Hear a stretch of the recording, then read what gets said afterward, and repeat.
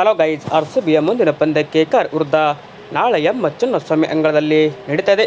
KKR ವಿರುದ್ಧ RCB playing ಗೆಲುವನ್ನು ಯಾವ ಥರ ಇರಲಿದೆ, ತಂಡದಲ್ಲಿ ಆಯಿತು ದೊಡ್ಡ ಬದಲಾವಣೆ ಅಂತ ಹೇಳ್ಬೋದು. ಅಂದರೆ ಯಾವೆಲ್ಲ ಬದಲಾವಣೆ ಆಗಲಿದೆ, ಪ್ಲೇಯಿಂಗ್ ಗೆಲುವನ್ನು ಯಾವ ರೀತಿಯಾಗಿ ಇರಲಿದೆ ಅಂತ ನಾನು ಪ್ರತಿಯೊಂದು ಮಾಹಿತಿಯನ್ನು ಈ ಒಂದು ವಿಡಿಯೋದಲ್ಲಿ ಹೇಳ್ಕೊಡ್ತಾ ಬರ್ತೀನಿ.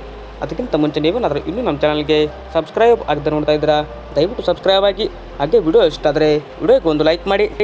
ಆರ್ಸಿಬಿ ಪಂಜಾಬ್ ಕಿಂಗ್ಸ್ ವಿರುದ್ಧ ಗೆದ್ದು ಬರ್ತಾ ಇದೆ. ಅದು ನಮ್ಮ ಎಂ ಚಿನ್ನಸ್ವಾಮಿ ಅಂಗಳದಲ್ಲಿ ಗೆದ್ದಿದೆ. ಇನ್ನು ಮತ್ತೊಂದು ಪಂದ್ಯ ಚಿನ್ನಸ್ವಾಮಿ ಅಂಗಳದಲ್ಲಿ ಕೆಕೆಆರ್ ವಿರುದ್ಧ ನಾಳೆ ಆಡಲಿದೆ. ಅದು ಪಂದ್ಯ 7:30ಕ್ಕೆ ಆರಂಭ ಆಗ್ತಿದೆ.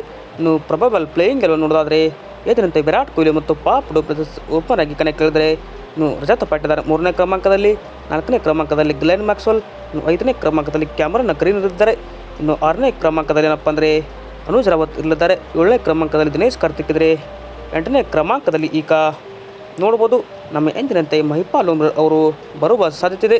ಇನ್ನು 8ನೇ 9ನೇ ಕ್ರಮಾಂಕದಲ್ಲಿ ಯಶ್ ದಯಾಳ್ ಇದ್ದರೆ, 10ನೇ ಕ್ರಮಾಂಕದಲ್ಲಿ ಲುಕ್ಕಿ ಫರ್ಗೂಸನ್, ಇನ್ನು ಕೊನೆಯದಾಗಿ ಮೊಹಮ್ಮದ್ ಸಿರಾಜ್ ಇಲ್ಲಿದ್ದಾರೆ. ಅಂದರೆ ಅಲ್ಜಾರ್ ಜೋಸೆಫ್ ಅವರ ಜಾಗಕ್ಕೆ ಲುಕ್ಕಿ ಫರ್ಗೂಸನ್ ಅವರು ಬರುವ ಸಾಧ್ಯತೆ ಇದೆ. ಲೈಕ್ ಮಾಡಿ, ಥ್ಯಾಂಕ್ ಯು.